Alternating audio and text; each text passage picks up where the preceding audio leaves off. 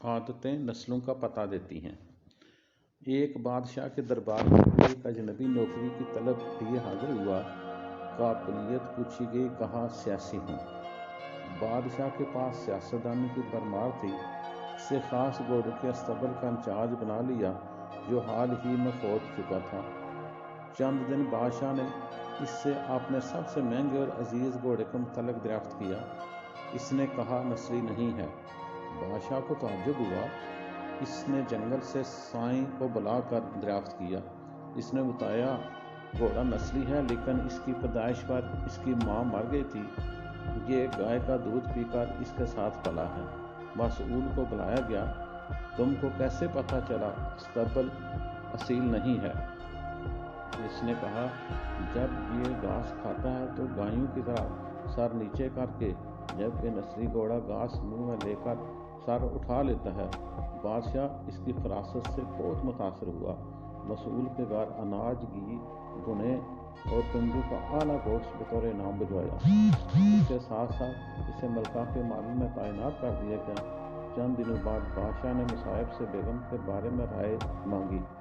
اس نے کہا طور و اطوار تو ملکہ جیسے ہیں لیکن شہزادی نہیں۔ بادشاہ کے پیروں تلے سے زمین نکل گئی۔ حواس بحال کیے، ساس کو بلا بھیجا، معاملہ اس کی ہوش بیدار کیا۔ اس نے کہا حقیقت یہ ہے تمہارے باپ نے میرے خامد سے ہماری بیٹی کی پیدائش پر ہی رشتہ مانگ لیا تھا، لیکن ہماری بیٹی 6 ماہ بعد ہی فوت ہو گئی تھی، چنانچہ ہم نے تمہاری بادشاہ سے قریبی تعلقات قائم کرنے کے لیے کسی کی بچی کو اپنی بیٹی بنا لیا۔ بادشاہ نے مصائب سے دریافت کیا تم کو کیسے علم ہوا؟ اس نے کہا اس کا خادموں کے ساتھ سلوک جیلوں سے بدتر ہے۔ بادشاہ اس کی فراست سے خاصا متاثر ہوا۔ بہت سا اناج، بھیڑ بکریاں بطور انعام دی۔ ساتھ ہی اسے اپنے دربار میں متعین کر دیا۔ کچھ وقت گزرا، مصائب کو بلایا، اپنے بارے میں دریافت کیا۔ مصائب نے کہا جان کی امان، بادشاہ نے وعدہ کیا۔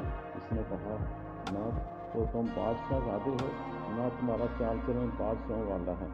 بادشاہ کو تو تاؤ آیا مگر جان کی امان دے چکا تھا۔ سیدھا والدہ کے محل پہنچا۔ والدہ نے کہا یہ سچ ہے، تم ایک چرواہے کے بیٹے ہو، ہماری اولاد نہیں تھی تو تمہیں لے کر پالا۔ بادشاہ نے مصائب کو بلایا، پوچھا بتا تجھے کیسے علم ہوا؟ اس نے کہا بادشاہ سلامت، جب کسی کو انعام و اکرام دیا کرتے ہیں تو ہیرے موتی جواہرات کی شکل میں دیتے ہیں، لیکن آپ بھیڑ بکریاں، کھانے پینے کی چیزیں عنایت کرتے تھے۔ یہ سلوک بادشاہ زادے کا نہیں، کسی چرواہے کے بیٹے کا ہی ہو سکتا ہے۔ عادتیں نسلوں کا پتہ دیتی ہیں۔ عادات، اخلاق و طرز عمل خون اور نسلیں دونوں کی پہچان کراتے ہیں۔ اللہ تعالیٰ ہمیں اچھی عادات، اخلاق اور طرز عمل کرنے کی توفیق دے تاکہ ہماری نسلوں کی پہچان اچھے طریقے سے ہو سکے۔ آمین ثم آمین۔